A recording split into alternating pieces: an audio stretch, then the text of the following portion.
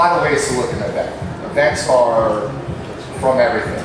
You know, you look at an event like this, what you're doing here is you got a whole bunch of different bars, everybody's batching all the liquor in there. It's kind of an ideal way to do it, because you can just sort of turn and burn and pour out drinks. It's a lot funner that way.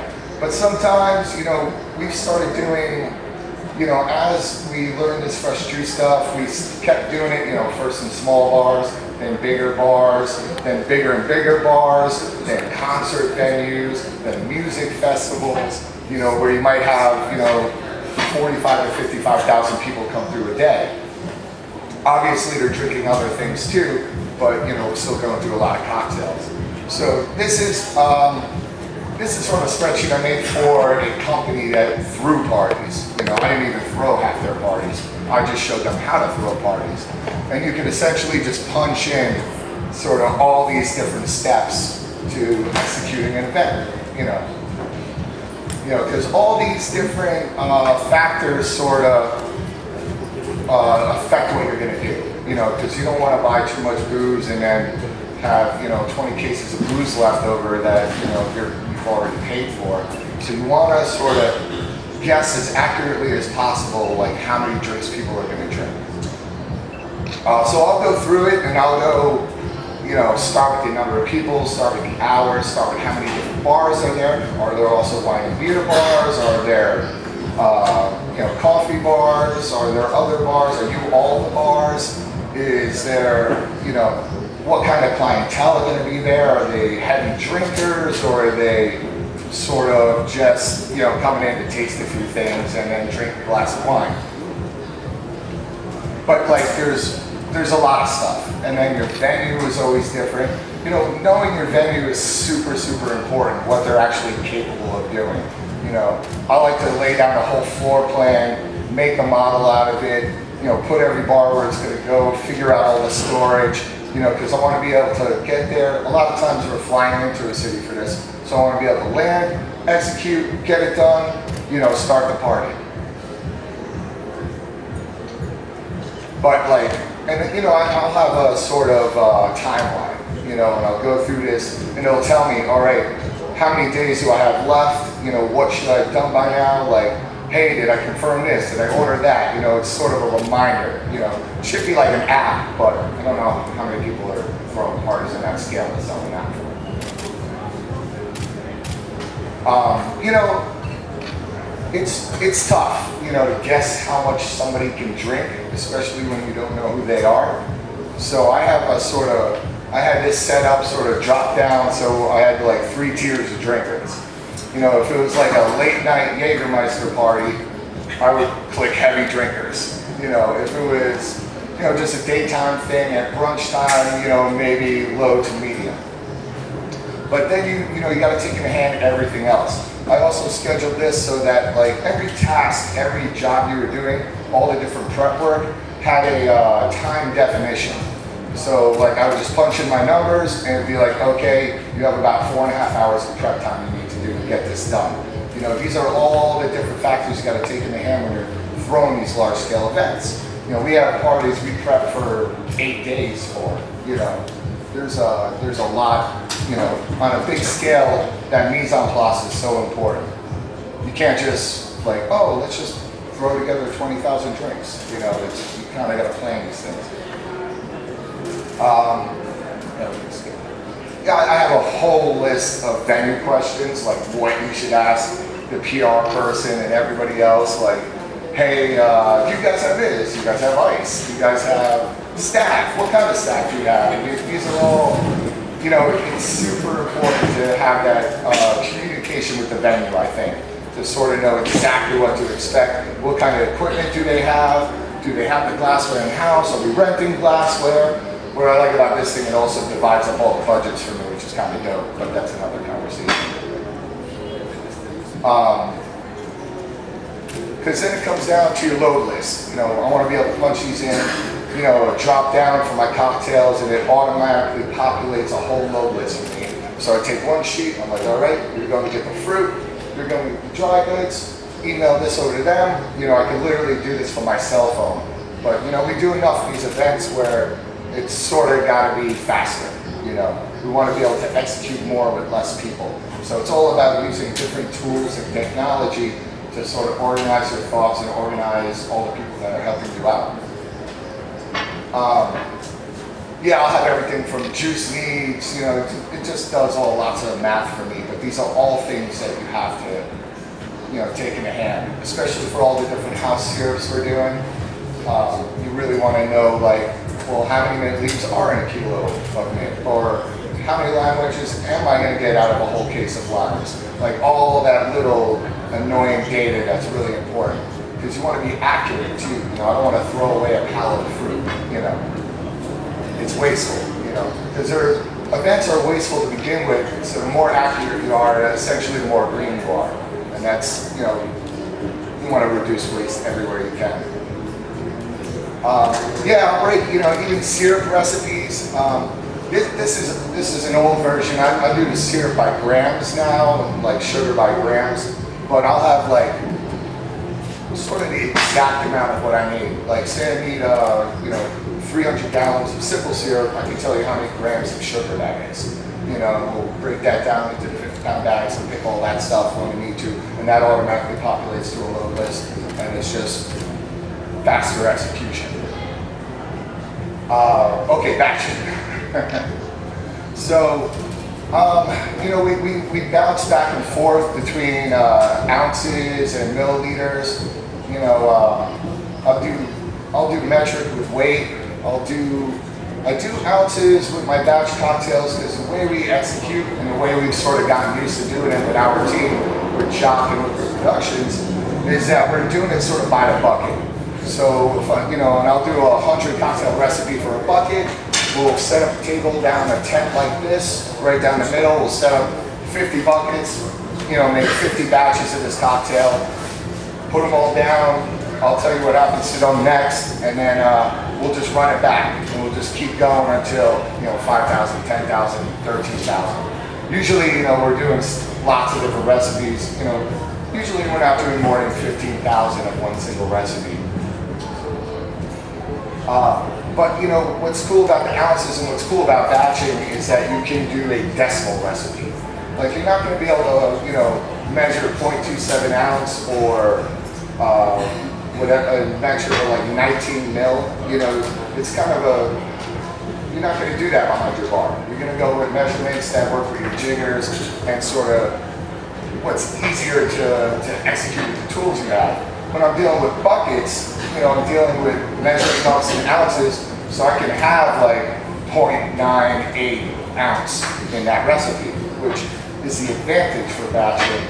And just a quick back to like bar design this morning, batching is great, and it allows you to put minuscule amounts of things or real wonky measurements into a drink.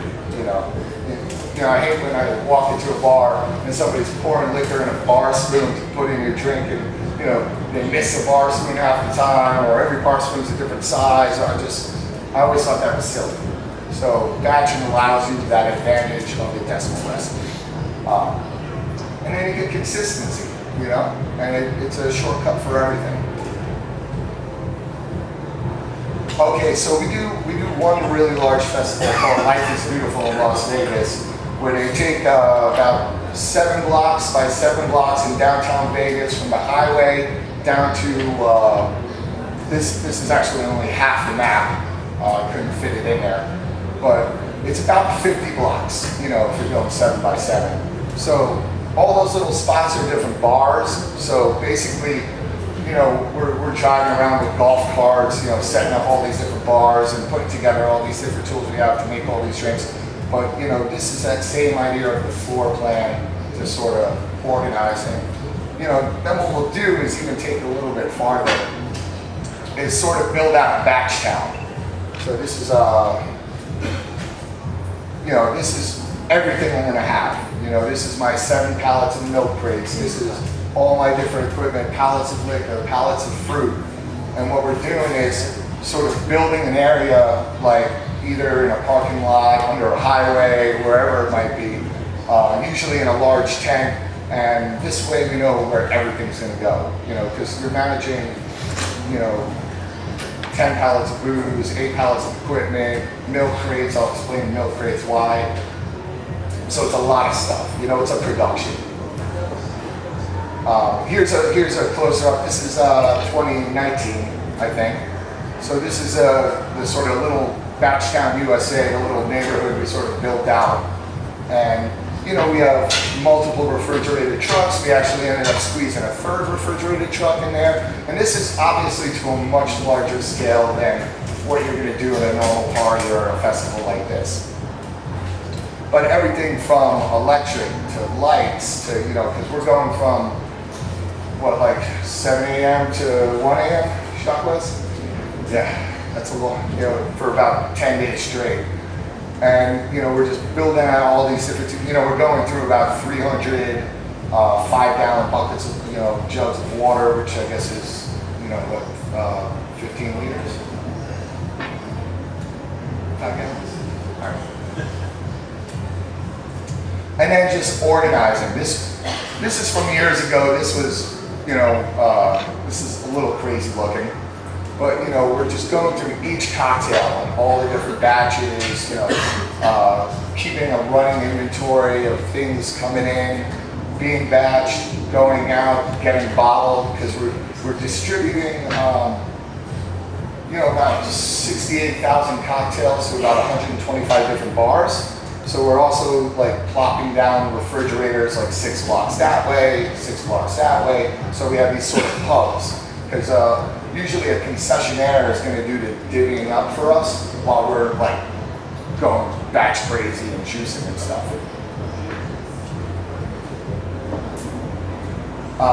Yeah, the digital end of it is like technology again is so helpful. We have, you know, we'll CAD out these footprints, lay Google Maps over it, because they're essentially turning what's a neighborhood into a party. So it's good to have sort of GPS, you know, putting in fences, you know, miles of grass, you know. It's just good to be able to look at everything different ways. That's why I love having these sort of posters up of floor plans and maps, like from the very first Colin Coward slide, you know, this is where this has gone to, you know, live weather reports, things like that. And, you know, plan it all digitally, set it up the exact same way. You know? So inside there is milk jugs. So to get about 270 bartenders to execute your cocktails correctly, you know, and we only get about 18 minutes to train them, Chuck. So training 250 bartenders in 18 minutes is hard, you know, and you can't really get to where you want with them. So we have different systems. We have we created a cheat sheet system where, you know, it's batch, spirit, so that the customer sees this, you know, the brands like when the spirit's seen, you know, seen by the customer, and then garnish. So we'll do it different ways. You know, if you have the luxury of not charging money, you can just throw everything in there, shake it up, put it in a glass, serve it, you know, like most our normal events, that's lovely. But when you're charging for every single drink, you know, you don't want to pour a whole bunch of booze into buckets and then dumping buckets of booze and cocktail out at the end. So this is like a pour over. So what we'll do is we'll add the dilution into these cocktail batches.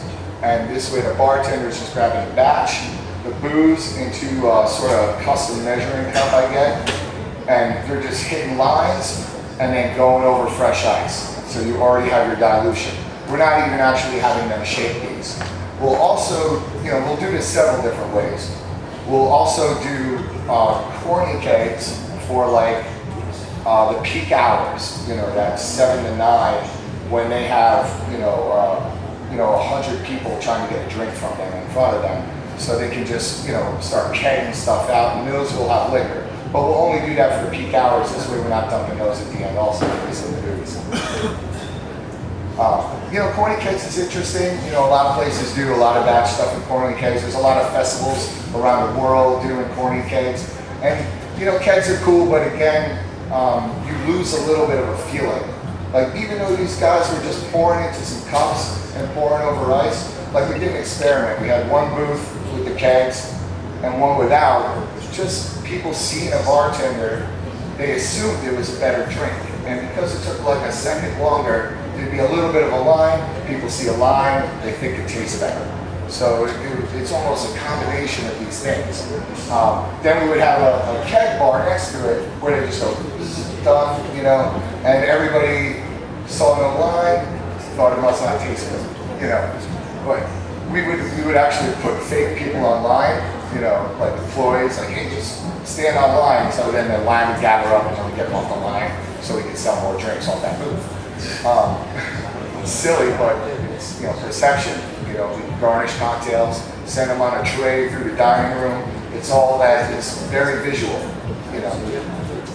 This is like sometimes we get to be inside, and that's always nice because air conditioning in the Vegas desert is really lovely. But you know, we'll set down little plastic floors, like a 6mm floor, and just, you know, it's easier to stay clean and organized that way and mop it up. And then, you know, just building it all digitally, like you just, no surprises. You know, as I said at the bar design seminar, you're finding a home for everything. You know, the jiggers, the tools, glassware, racks, garbage. You know, there should be no surprises. You know where everything goes. You know, this is me just throwing a bunch of stuff together for this year's, sort of building out, you know, trucks, tents. And, you know, depending on 3D programs people use, there's a lot of online assets for stuff like that, but again, that's a little bit longer of a conversation. But I like knowing exactly what's going to happen, you know, because then you can find problems before they arise this way.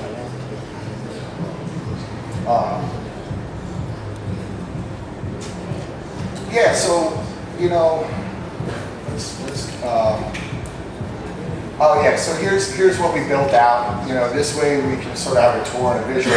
There's one thing I did, you know, I've learned the hard way is like stairs up to a truck. You know, you're building almost like a restaurant outside, so you want things to be easier. So we have an entire dish pit, you know, but you know, when you're on location, you're dealing with gray water tanks and things like that, so it's a little confusing, but we're just plopping things in and making sure everything fits. Thanks, guys. So when we're dividing up these cocktails, you know, the very first year we did this, we had you know, a 55-gallon drum, you know, like an oil drum, and we just pour buckets of drink in it, and then we'd have like 8 people filling up jugs one at a time, and I'm like, man, this is not going to work. You know, we got to send, you know, 1,000 drinks a couple blocks away. You know, this is not, you know, this is not happening in time. So we invented the cow. The cow is like, you know, you throw the milk jug right on there. This is actually a plastic tube. I call it the udder. And this way you can quickly throw, so you're not trying to line something up and thread the needle, you just load them on, and this way you can fill up about 5 gallons in like a minute and a half. So pour a bucket in there, boom, boom, boom, right to the fridge, you know, an assembly line of cocktail making. I love the cow, that's my favorite thing.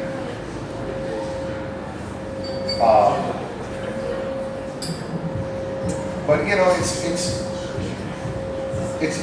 is bigger scale, and you know what's great about events is you can decide where you want to.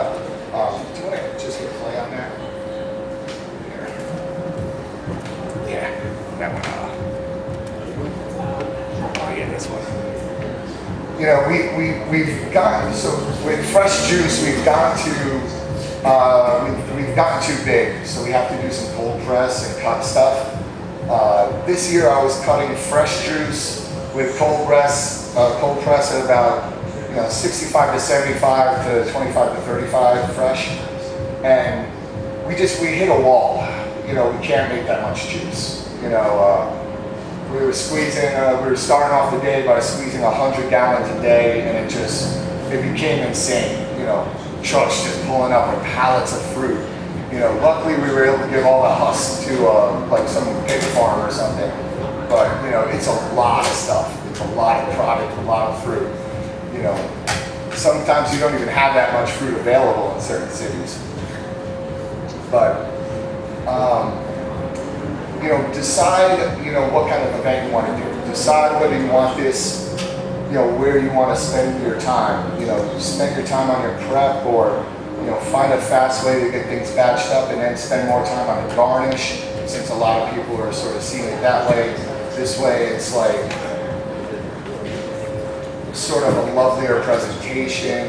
You know, it's all about choosing exactly what you want to do. You know, planning this from the start. You know, what kind of experience you want people to have.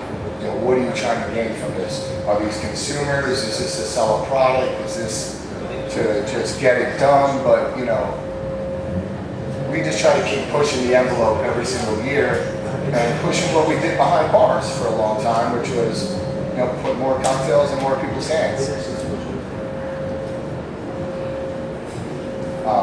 Yeah, just, you know, create your own tools. You know, this is a more up-to-date spreadsheet where, you know, I just have a drop down. You know, hit spirit, hit vodka, every vodka you ever heard of pops up, hit that. You know, and I should, you know, as fast as you can sort of type in a recipe, the whole party's planned for me. You know.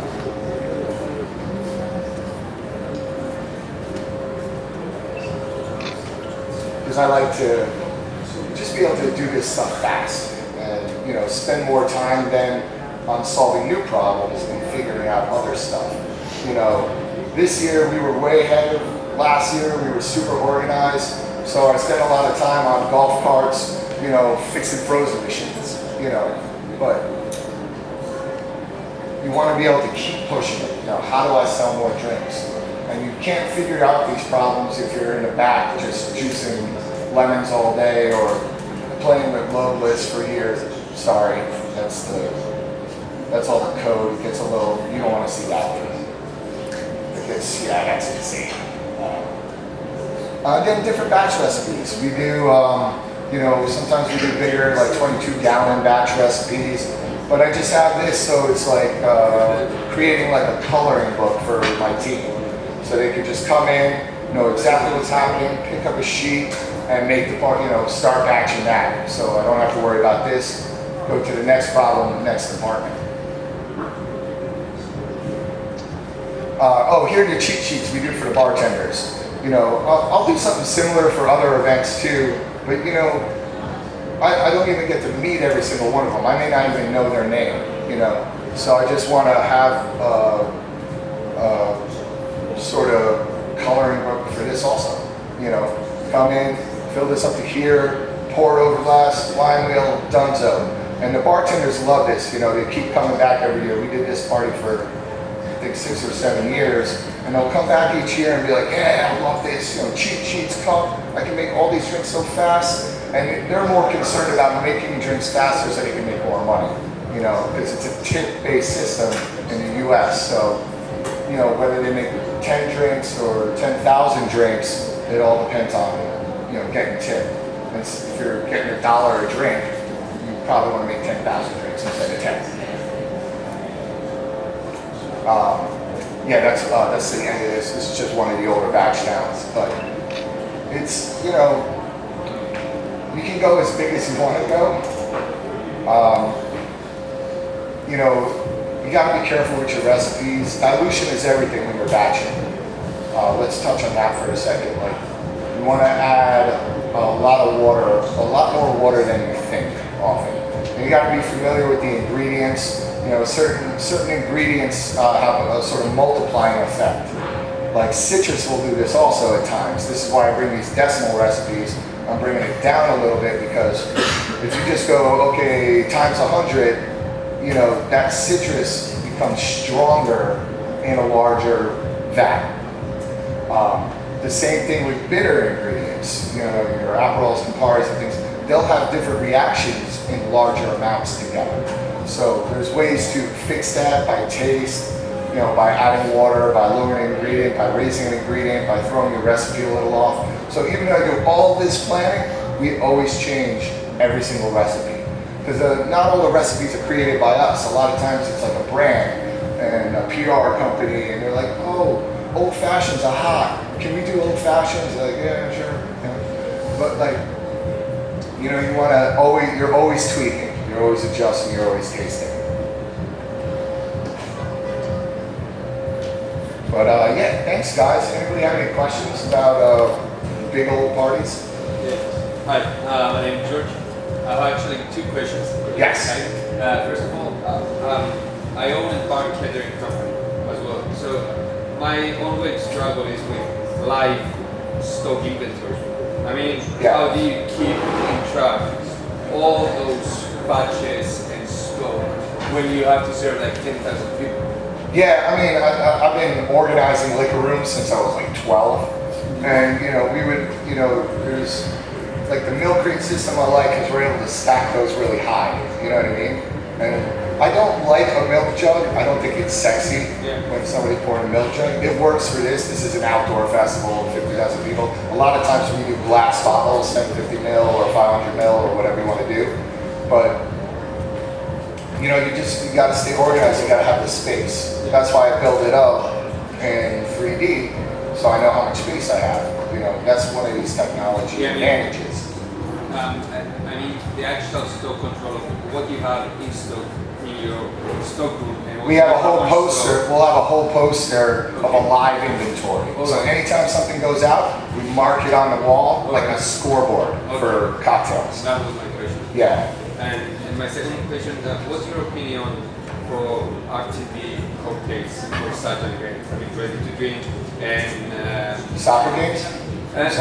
No, RTD cocktails, ready to drink. I mean... Oh, ready to drink. Oh, okay. Here's what I like about ready to drink. Because one of the big problems I'm seeing at concert venues and music shows, like we also do Live Nation back in the States. They have 2 concert venues in every state. We did a whole cocktail program for them. We put that in a sort of covered cup. But one thing I hear a lot of stories about from women is problem with roofies. Someone drugging a drink and taking advantage of somebody and things like that. So we're trying to create. I like those because you can't really mess with them. You know what I mean? Because it's a sealed item. But it hasn't been invented yet. But companies that make IV bags, like in a hospital. Yeah. I would like to see, I haven't had a chance to get into this too much, but I'd like to see a machine like the Cow 2.0 where we're pouring cocktail in and it's, bag and box, it's bagging it up and we're sort of sending it out like a Capri Sun almost. We've individually filled cans, bottles, Ziploc bags, like we've done it all, but I would like a machine for that. Yeah, of course. It's really time consuming. Yeah. But I like the ready-to-drink stuff. Some of it's pretty good. I like more of the soda-based stuff, which is a little bit easier. Like they're essentially weak vodka sodas, or like Radlers, things like that. But you want to have a little bit of everything. You know what I mean? Because certain people like certain things. And that's why we offer cocktail programs at these bigger parties. Because there are people that just don't want beer and Jack and Coke. There are people that want something nicer.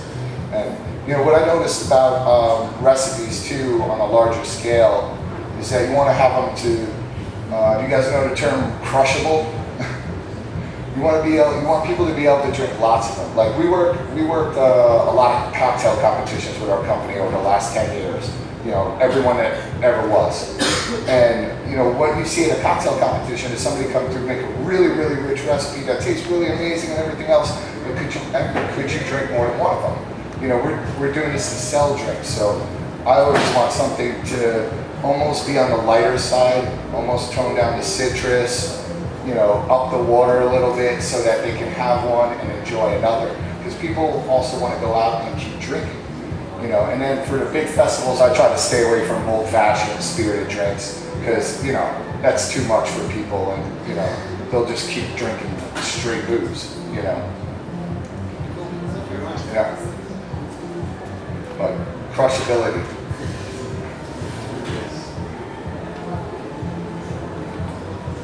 All right.